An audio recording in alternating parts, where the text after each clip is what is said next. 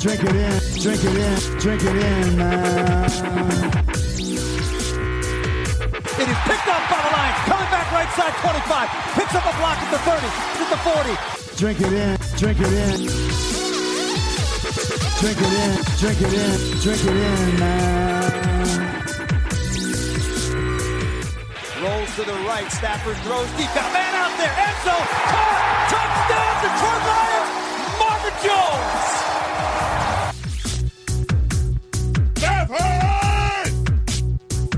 it in, drink it in. Touchdown, Detroit Lions. Cornbread.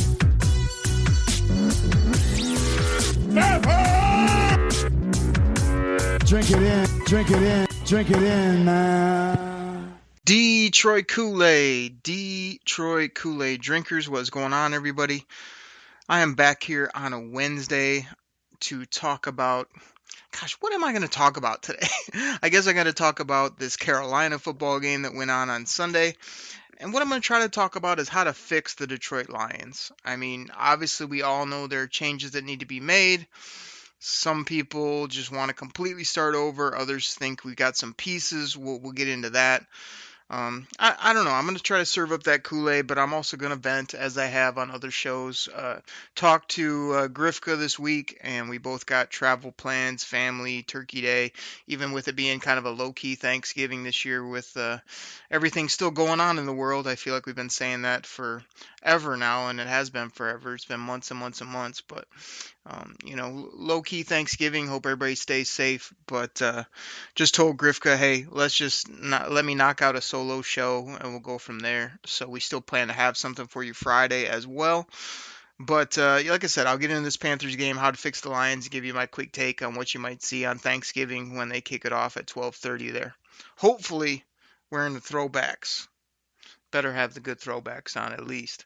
All right, so let's get into this. The Lions come to play the Carolina Panthers. I mean, everything's basically on the line. I called it the biggest football game of the year. You're looking at it. I mean, the Lions win.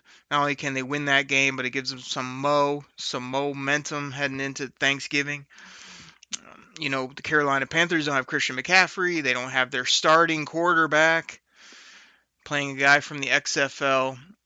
And the Lions miss Kenny Galladay. They're missing DeAndre Swift. Don't have Trey Flowers. Basically, three of their top football players overall. So you're thinking, hey, this could be a tight ball game, back and forth, maybe kind of ugly. Oh, it was ugly, all right. The Detroit Lions, this was one of the most embarrassing football games that I have ever watched from this team. I mean, when you look at it, what did they do well? What did they even do at all? I mean, they showed up, they had their uniforms on, and that's about it, because they didn't do anything offensively. They ran the same old defense we've been seeing for weeks and weeks, which is, poor coverage, seeing lack of effort, unbelievable some of the tackling I see in Lions games. Guys all around the football yet not going after the ball carrier.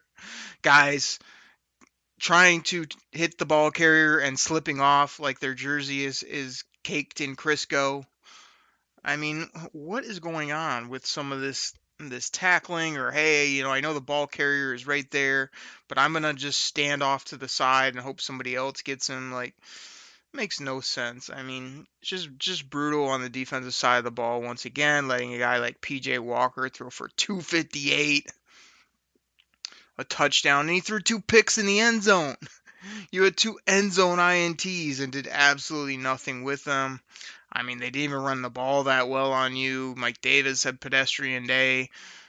DJ Moore went off for a $127, as well as Curtis Samuel, I think, had, 80-some and a touchdown. I mean, the Carolina Panthers did bottom level what they needed to do to beat the Lions, and they beat the Lions 20-0. Matt Stafford had 178 passing, no touchdowns, no nothing. Leading rusher I see here, Adrian Peterson, 7 for 18 yards. TJ Hawkinson didn't see a football until nearly halftime. and ended with 4 for 68 yards.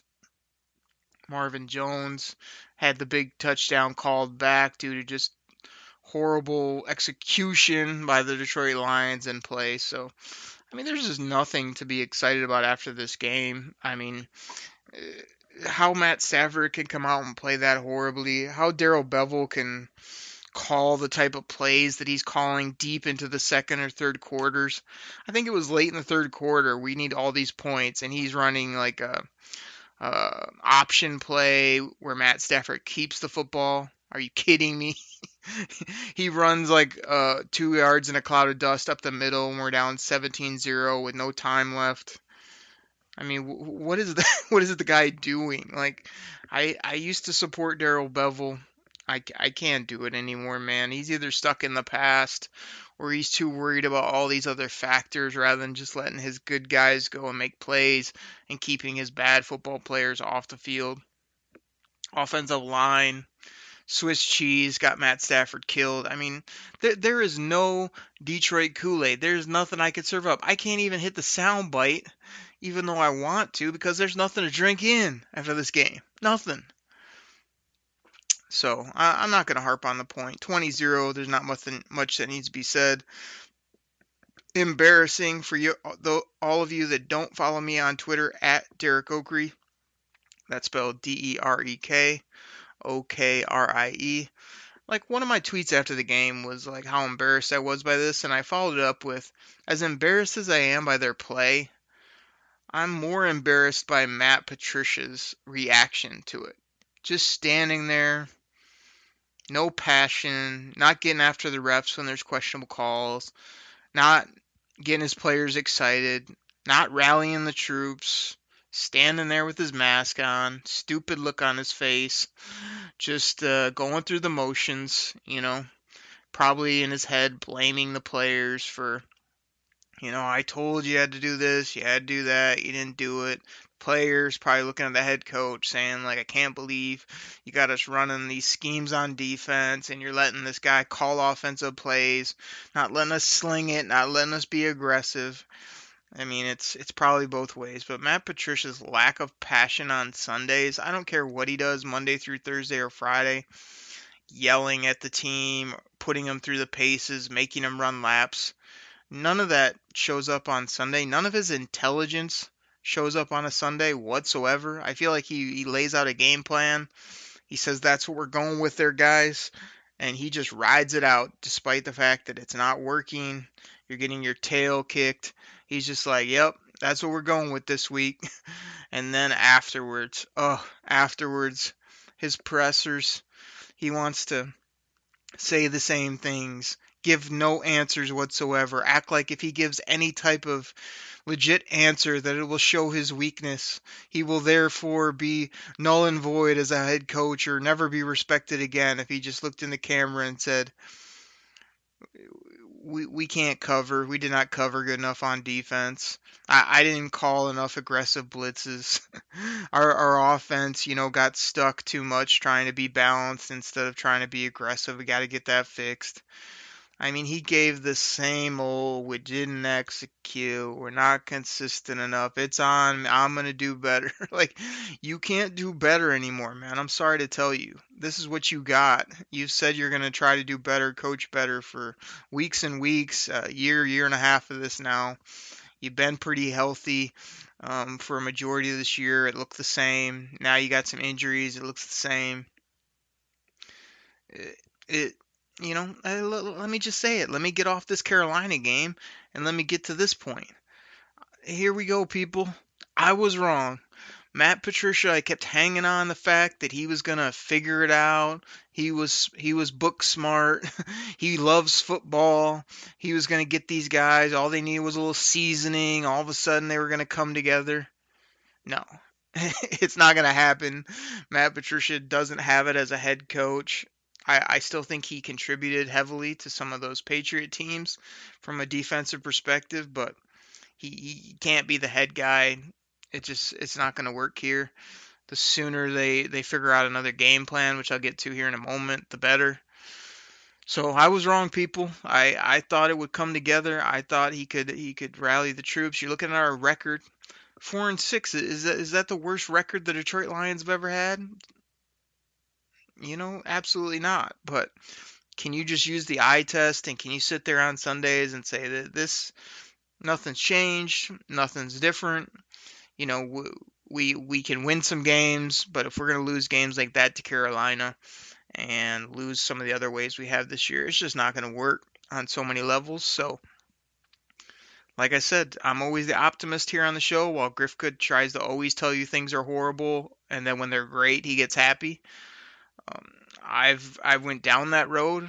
I've reached a point. I think it was what was it, 2 weeks ago, when they got thrashed by the Vikings, where I came on here and just called people out for effort, said how horrible they were, said that that's just inexcusable. They went and won a game, in late fashion against the Washington football team. I'm thinking, okay, if you could stack, Carolina and then maybe also get Turkey Day, now we're talking, right? But that ship has sailed. You went down and laid an absolute egg against Carolina. You looked horrible. You had no passion. These guys don't care. And I guess where I'm at with it is like, I want them all gone. I want this whole Patriot scheme gone. I want this old school way of football gone. And with me saying that, I still look at this roster and think there are some guys that not only you can build on, but when I see them in the jersey or see them play, I'm like, hey, that's a pretty good NFL player. But there's plenty of people on this team that I look at and I see why the Lions are where they are. I mean, you just look at the draft history, trying to get guys that quote unquote fit the scheme. I mean, you took Jelani Tavai in like the top 10 of the second round. He's horrible. I mean, this guy, like, he got the free pass like so many Lions, where like you heard all these great reports early. He came in, made a few plays, made that fumble against the Chargers, helped him win that game, showed a couple flashes, then got hurt. Then everybody gave him the next year, thinking, he'll come off the injury, he'll make this big leap. Didn't happen. Here we are, just sitting here going, this guy is not good. He's not fast. He can't tackle. He can't read defenses. He can't play on any other NFL team either. This is the only scheme that might have worked for him, and it hasn't worked whatsoever. So you miss on a high second rounder like that. You miss on a guy here. Here we go, people. I'm gonna say it again. Griff, I know, is just gonna absolutely love this podcast. Tracy Walker. Yeah, I'm looking at you, buddy. Third round pick, Bob Quinn, high-fiving, going crazy. I saw a couple flashes. I think it was, 1 year, maybe 2 years ago now. I don't even remember. He made a dynamic interception against Kyler Murray. He tapped his toes, had swag, was running around. Then he made a bunch of tackles. Everyone looked at, wow, look, he's got 80, 90, 100 tackles, whatever it was. I mean, this is year 3 for him, whatever. I mean, I've seen nothing from him. Chalk him up as a early to mid third rounder that hasn't worked. Will Harris, my guy. I try to hang in with you for a bit. You don't even see the field anymore. I mean, I don't know if you're not good at football, but I know you're not good on this current setup. So you're probably either off the roster or gone. It's another upper third rounder that we wasted. You look at the Jared Davises of the world. Even if he gives you a play here or there, he was picked at number 20, 21 overall, whatever it was. He hasn't lived up. So all the support I tried to give Bob Quinn's drafts, thinking like, well, just wait till Austin Bryant gets out there. Well, just let Trey Flowers be this, like, meat and potatoes free agent that get after the quarterback based on hustle. Wait, hang your hat on Kenny Galladay. Do this, and there's just been so many misses. Like, I'm looking at my draft board now, like mid to upper third or fourth round. You take Logan Stenberg. This guy hasn't even ever suited up for the team, let alone been out there for anything. I mean, that's an absolute embarrassment. There's so many players in that fourth round we could go over that are contributing to teams, helping out. So, like, I'm just here to admit it. Like I said, I tried to look at this route. I still think On the offense side of the ball, off the top of my head, Ragnow, Decker, Hawkinson, Swift, that's basically your players right there. I mean, yeah, there's supplemental pieces, but those are like the four guys basically that you can say are good football players that are going to be here for a bit that you can hang on to and try to add to those. Defense, I don't even know anymore. I mean, again, Deshaun Hand, took him in the 4th round. I feel like he's shown his true colors. He's just middle of the road, often injured guy.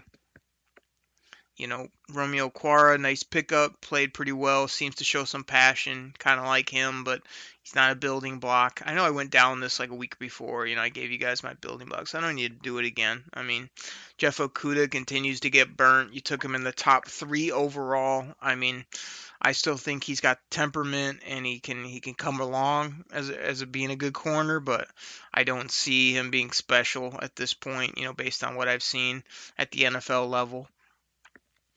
And I don't know. I don't know what else. You basically don't have anything else to really hang your hat on. I mean, Austin Bryant, maybe. AO, took in the 5th round. He seems to play pretty good. People love him just because he makes a few plays. I mean, he's not a dominant player. He's a good NFL corner, it appears. But nothing I'm getting overly excited about. And I don't know. You just got other veterans and other tough contracts everywhere. So, like I said, just basically admitting on this podcast that I had hopes for Tracy. I had hopes for Will. I thought Tavai would come along. I thought, Jared Davis could find his role here this year and be a pass rusher or be an outside linebacker and do some things.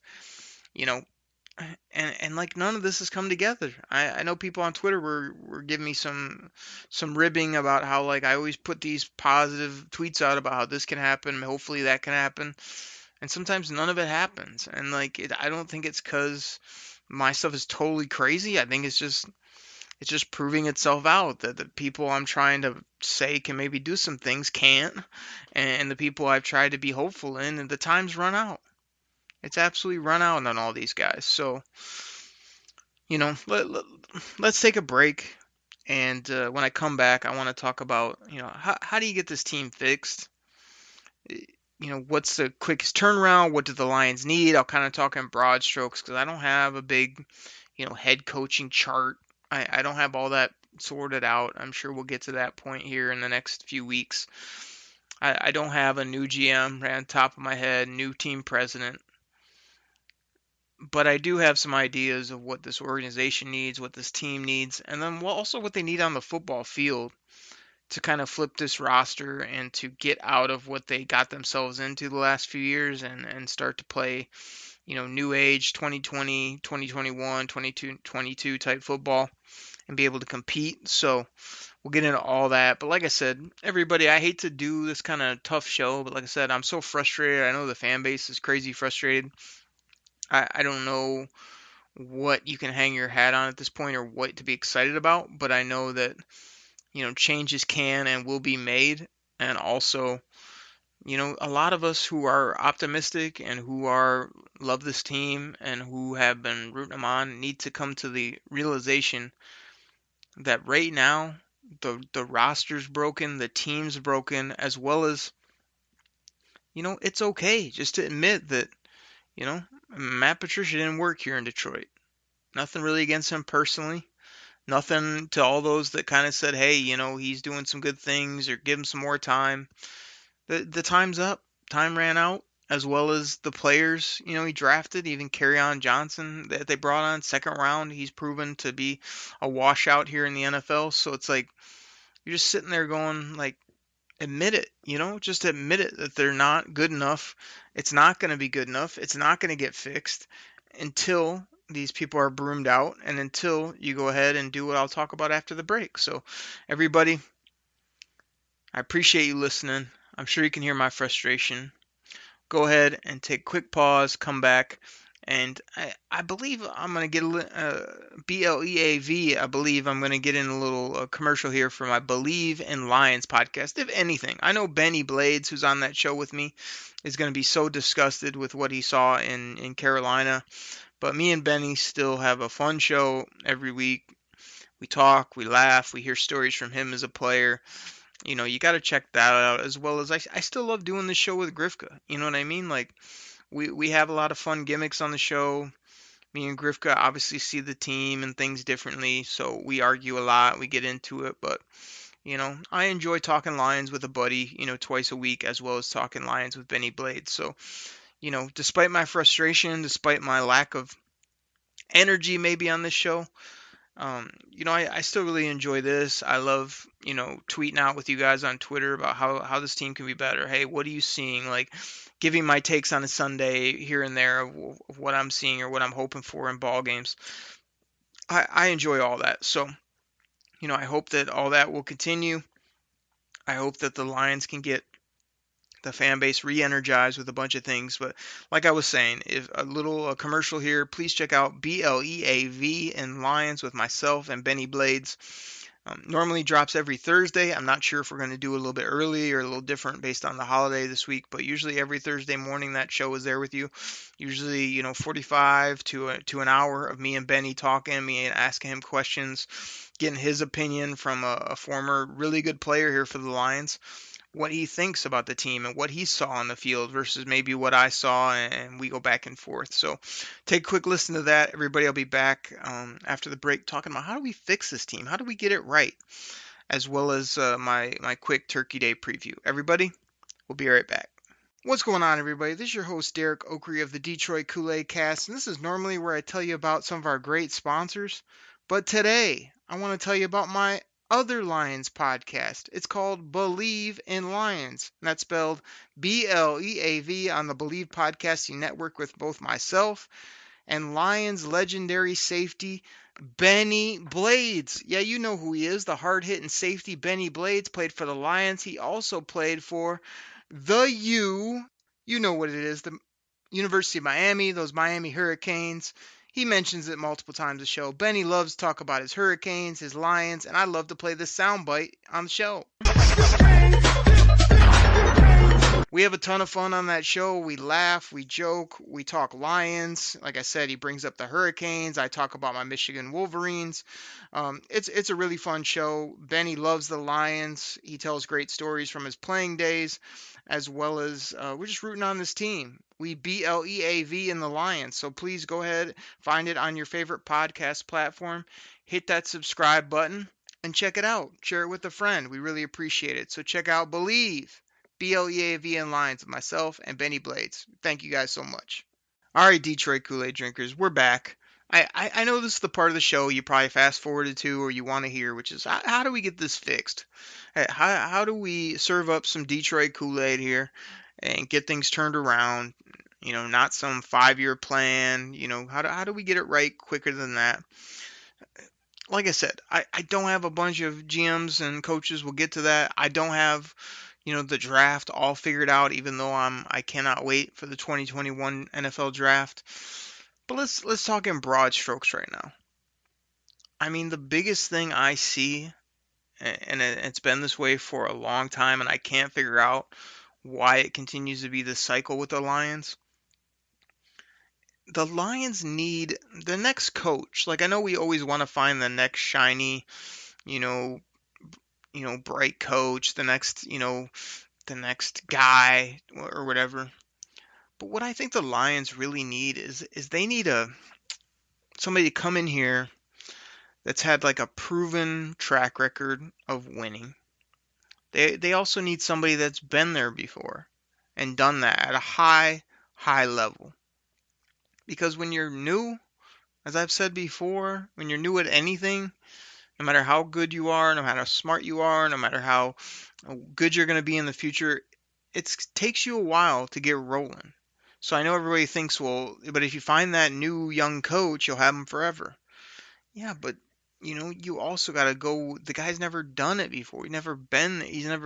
So I think the Lions really need somebody that not only can walk in with Super Bowls, but just has been a legitimate high-end NFL head coach, winning on his resume, respected around the league.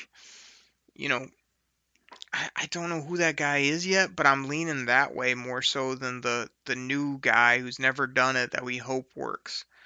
Now, what this guy also has to have from a head coach perspective is he's got to be a culture changer. He's got to be an energy guy too. You know what I mean? He has to be somebody that's gonna like say, I don't. You always hear him say, "Well, we don't care about the past and this, that, and the other."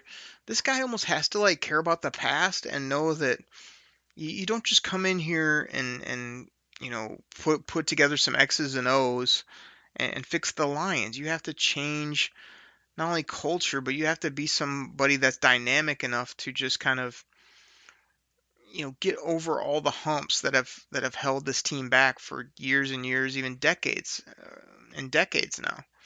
And that's somebody, like I say, that can be a leader of men, that can be dynamic, and that can also do more than just draw it up on the grease board or give a good speech or whatever. He's got to be more than that. And again, I don't know who this person is, but I know when you're talking about GMs to go with that guy, I heard 97.1, was Doug and Gator, whatever, Gator was saying, like, go at least call Ozzie Newsome and see what it would take to bring him in here.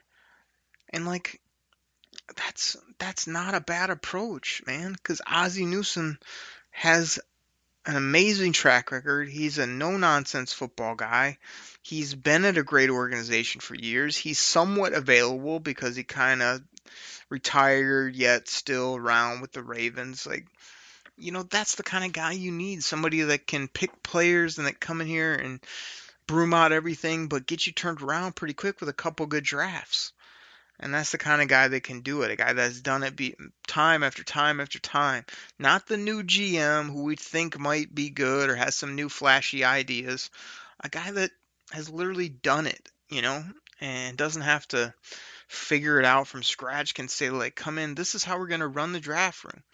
And then you also need that guy that's like the team president that's football based, and that's a guy that just either can work directly with the GM, or even maybe him and the GM aren't buddies, aren't pals, but they like hold each other accountable, or the president can hold the GM accountable rather than like just do whatever you want. And what do you think? The Fords are actually gonna step in or know what to do, or hold people accountable? They're not only too nice, they're too aloof, and they just don't know. They don't know. So, that's what you need is a guy at the top to be again, I would love an experienced guy at the very top, an Ozzie Newsome type at GM, and then a head coach that, yeah, I don't want somebody that's at the very end of their career, but I wouldn't mind a guy that's mid to later career, but actually has some Super Bowl rings, has some W's, still has some life left in him. A guy that can step up to the microphone and be honest. If he wants to hide something in regards to an injury, fine. But if somebody asks you a straight up question where if your answer isn't going to make any difference, just answer honestly. Just say what's on your mind. Like Pete Carroll got an extension out with the Seahawks, right? And he's Mr. Optimistic. Everything is always just, rainbows and butterflies, as Grifka would say. But at least he's usually pretty straightforward,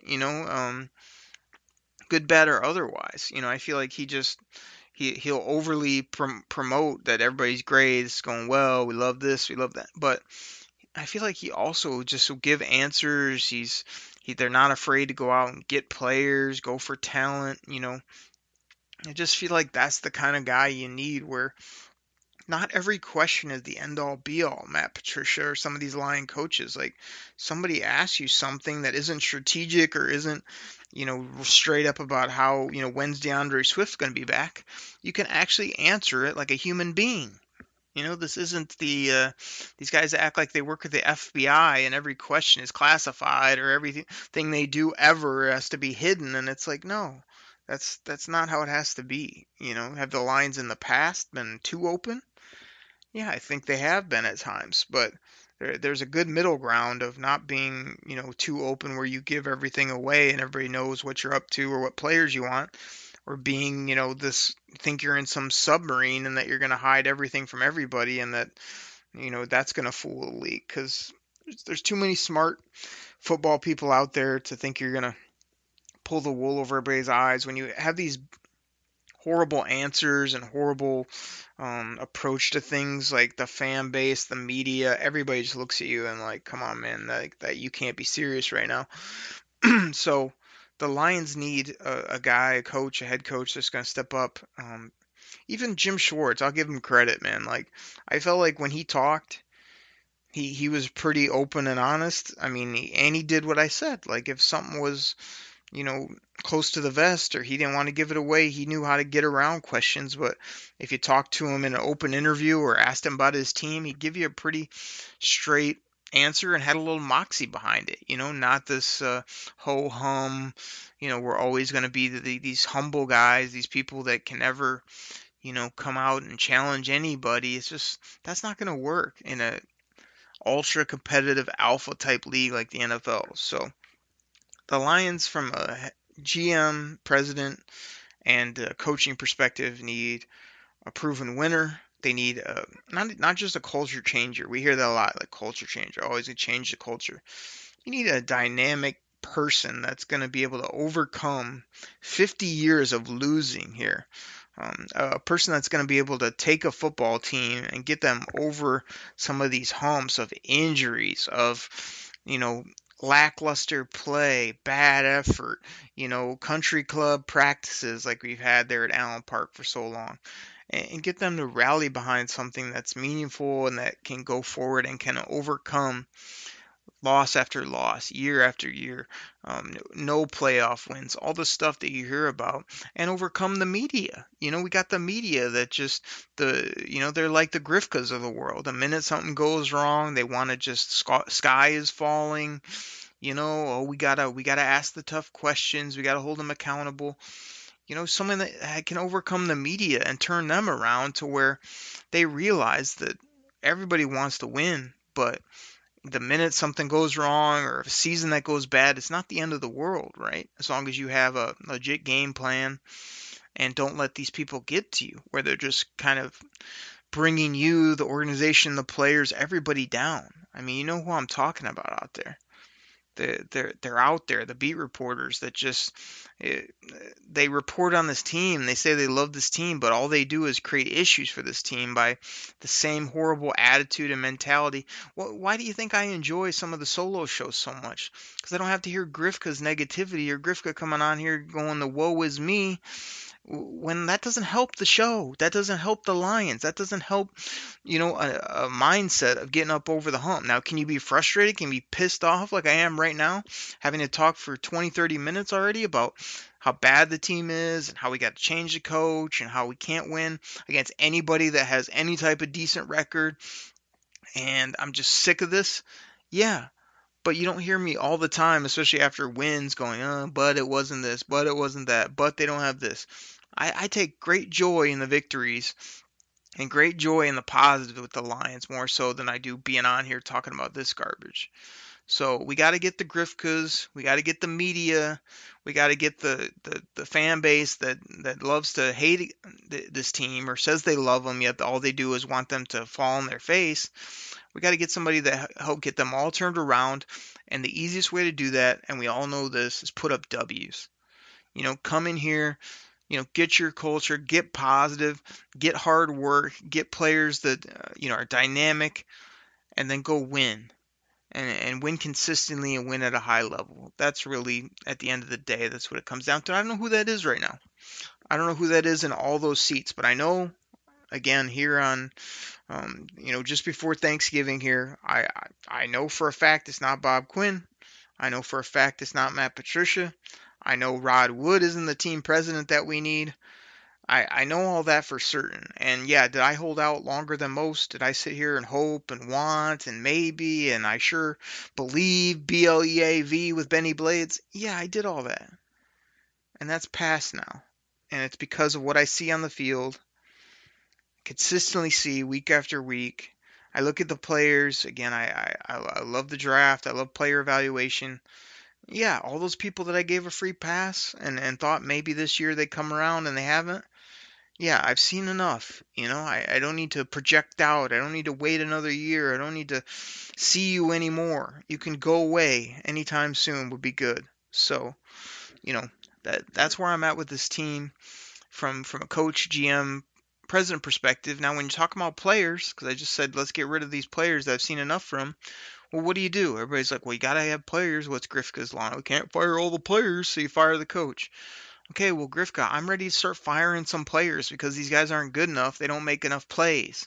So, when you're talking about how do you get this team, I've only named, 4, 5, 6, 7 guys that you can really keep on that are going to help you win on Sundays. So, again, when you're looking at players, what I think you got to do is you got to take what's good on this team, keep it. You got to keep those middle of the road guys that aren't costing you much and aren't, putting out a bunch of bad tape.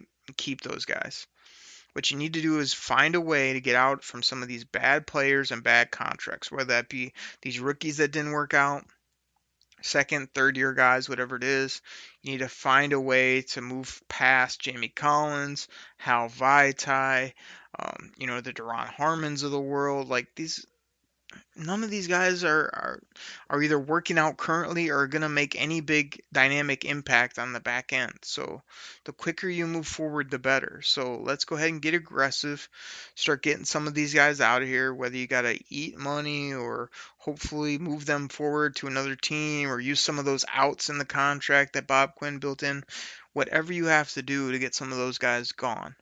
Then when you get to the draft process, what you need to do is you need to look at this team with whoever's the next in charge and say, okay, like instead of trying to fit players into schemes, instead of trying to, my way or the highway, I would like to see a much better approach of like talent trumps everything. If we already have DeAndre Swift, if we're sitting there, in the second or third round and there's a really dynamic running back that can help us, you don't just pass on them because they're running back. You don't just pass on them because the value isn't always there. I'm not telling you to take a running back again in the top 10, but I'm saying that's a position we think we have covered, but we have one body.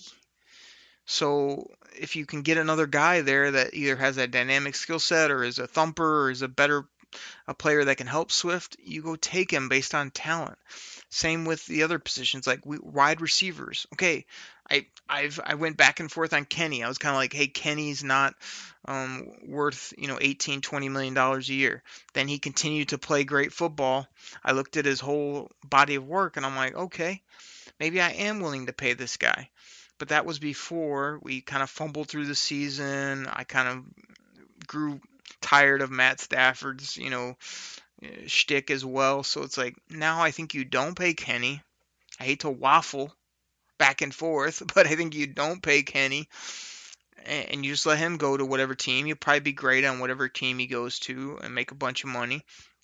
But you go in the draft and free agency and you go get dynamic speed, height, weight, speed, these type of guys that are just, they either have dynamic skill sets or they're the new type of receiver. Not these body catchers, not these lack of separation guys that we've continued to go with. And I think that goes with a new quarterback as well. Like the new quarterback isn't going to, have the preferences that Matt Stafford has on what he likes, what he doesn't, what's acceptable to him, what isn't. The new quarterback's going to be like, go get me some talented receivers. Let's go play ball. So I think you can go do that on the offensive side. On the defensive side, you just got to focus on up front. You know what I mean? Like I'm not a big guy for defensive tackles. Everybody loves these big defensive tackles now. I think they're close to the quarterback. No, I'm much more of an edge rusher guy, whether it comes from defensive ends or outside linebackers.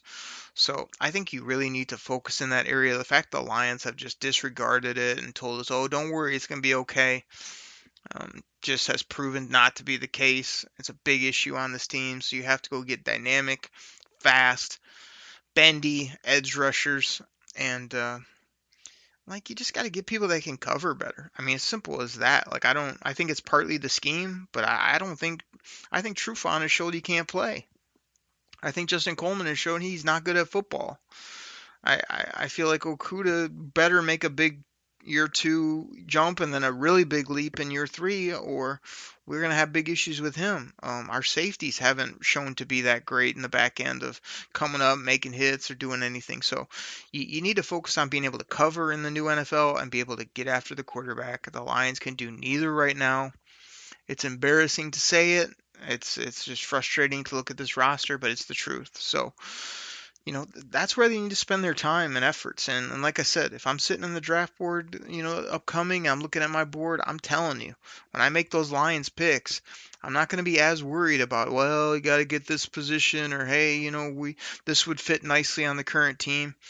I'm going to look at this team almost as a blank slate with a couple of those players I talked about, and none of those players are guys that I can't build upon. So we go into this offseason with just DeAndre Swift basically at running back. I'm not going to turn a blind eye to another dynamic running back. We go in there with just TJ Hawkinson.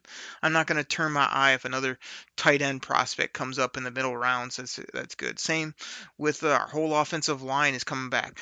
Am I going to turn my eye to a good tackle or a good interior player that can help me? No. Am I going to just say, oh, we're going to continue with this coverage, we're going to just figure it out on defense, or am I going to probably spend my first round pick on the best edge rusher I can find? No doubt about it. Am I going to come back in the second and third rounds and get new cornerbacks that can replace Trufant, that can go with AO, can play actual slot corner and guard someone? Absolutely. Am I going to try to get myself a dynamic, hard-hitting, nasty safety that can go get the football but can also take your head off, kind of like Benny Blades? Yeah, I'm gonna go try to find that hard-hitting, nasty player on the back end that puts the fear in people when they either come across the middle or when they play the Detroit Lions. And I'm gonna get some nasty guys up front that aren't just trying to hold the point, that can get after the QB, that can disrupt and can do some things. So, I mean, simple as that, everybody. Like they got to rethink everything. They got to do things more dynamically. They need a team that um, is up with the new things or is ahead of the curve in the NFL instead of always being behind it. I know everybody wants to say you got to have a strong offensive line, strong defense. You got to run the football. They have these football principles, and overall, I don't think those are horrible to have. But I think when you're like Matt Patricia and you're like Darrell Bevell and you get stuck in those, like you're stuck in mud, it just shows that you can't adapt, you're not innovative, and you're also not up on today's game, which today's game is you can't touch anybody on defense. You also need dynamic playmakers that can not only catch but run after the catch, as well as running backs that can run and catch the football. That's what you need to win, and you need a guy at quarterback. I'm sorry, Matt Stafford has just molded himself into the Detroit Lions way of doing things. I don't care how good you can throw it. I don't care how good of a guy you are. I don't care, how much you love the city, how much charitable you've been. We've reached a point where we just need a new voice, a new player, a guy with some gusto, a leader, an absolute winner that just says, yeah, I might not be able to throw it 80 yards. I might not be able to make some of the throws Stafford did on sidearm and whatnot. But I can make sure my team is 1 point ahead of the other team at the end of the day more consistently than not. And Stafford's proved he can't do that with the Lions or with what's around him or just him in general. He can't overcome, and he can't get us any higher than mid level, and that's not where we want to be, and we're below that level by quite a ways right now. So just need a whole overhaul, as well as a new way of thinking and a approach to the draft and free agency. Go get good football players and don't worry so much about this whole do they love, are they try hard guys, are they this or that. Sometimes talent trumps everything, and that's why you can go back and listen in the archives. I did probably an hour show on the reason you should have considered DK Metcalf was because he was bigger than everyone, he was faster than everyone, and he was a good guy off the field, and he was at a position that makes an impact in the NFL, which is a receiver position. And sure enough, he went to the perfect situation, and he's proven to be an absolute dynamic talent at that position. And the Lions need to find some dynamic talents. I mean, they they really are lacking in that category. So I hope they can go out and do some of the things I mentioned. I hope that we as a fan base can get jazzed up once they move on from Patricia and Quinn and this whole Patriot everything and say, oh, all right, let's refocus. Let's get excited about new players, new quarterback, new GM, new president, new head coach, and go from there. So that's my hope, everybody. We'll see what happens. And as far as Turkey Day goes, like I say, they better wear those classic throwbacks, the helmets with no logo. I love the darker blue jerseys, but you know they're going to go with that Honolulu blue that they came out with a couple years ago. Rock those throwbacks. I mean, Houston Texans just had a big win against the New England Patriots. I mean, that does not bode well for the Lions on a whole bunch of levels. But you know, Deshaun Watson has been a guy who's hot and cold sometimes. You know, they do have speed at receiver, which worries me. You know, I could see Will Fuller getting up over the top on us. I can see, some of their other playmakers doing some things. Even their running back, Duke Johnson, hasn't had a very good game, but he can catch it out of the backfield, probably give us some problems. But they don't have any real dynamic tight ends, for the most part. So I could see the Lions kind of hanging in this game, especially if you get the Lions and the throwbacks. Kenny's back. Swift is back. Stafford's got something to prove. Defense is embarrassed by last week. You could see them coming out and playing decent and this kind of being a back and forth, up and down type of game. I could see them winning it. And, I hate to say it because it feels like I'm covering all my bases, but could I see the Lions just getting trounced in this game? It'd be an absolute embarrassment, like, 35-7, um, 40 burger on us and we only put up a couple touchdowns. Yeah, I could see that too. So, I'm again, I'm going to go Grifka on this one where I feel like, they're pretty much, well, no, I spent the whole podcast saying they're done. They are done. This season's done. This regime is done. This head coach is done. But I'm still going to root on the Lions on Thanksgiving. Hope they put a good effort out there. Hope they, win the ball game, knowing that these coaches aren't coming back. This regime, this whole setup's not coming back. So a win on Thanksgiving is not going to jeopardize that. And like I said, until they're really mathematically out of the playoffs and until wins late in December start costing me 5 draft slots, 7 draft slots, 4 draft slots, like that's when I start worrying about W's. Is like you have nothing to play for, you're injured, you're this, you're that. And by winning, you're costing yourself big time in the NFL draft, which is the most important draft in all of sports. So that's when you'll hear me start to, do that, where Grifka just wants wins in December and January that mean nothing. And I'm sitting there saying, okay, now you got to use your head. And now we have to just be smart about this and look at the draft status as well as keeping some of our good players pretty much off the field, save them from injuries. We don't want to go into the season with the off-season surgeries and whatnot. So that's kind of where my head's at. Is again, I'm gonna enjoy some great food this Thanksgiving. Like I said, usually have a big extended family type of Thanksgiving. And usually if the Lions are anywhere in the hunt, I like to sort of watch the game and get all hype by myself and then sort of go do the family thing from there. I think this year, I'm just going to play it low key. I'm going to be with a couple really close family members. We're going to have some really good food. I'm going to be in on the game, but I'm not going to just make it monopolize my day. I'm going to play some washers with my family, which we always enjoy. I'm going to enjoy some desserts, and I'm just going to relax. And, like I say, still love this team, still drink that Detroit Koolaid. I still want them to win at this point, and I still want them to play football we can be proud of. But we've reached a point where changes need to be made. Changes will be made. But until then, everybody, I thank you so much for listening. I hope all you guys have a wonderful Thanksgiving, wonderful holiday.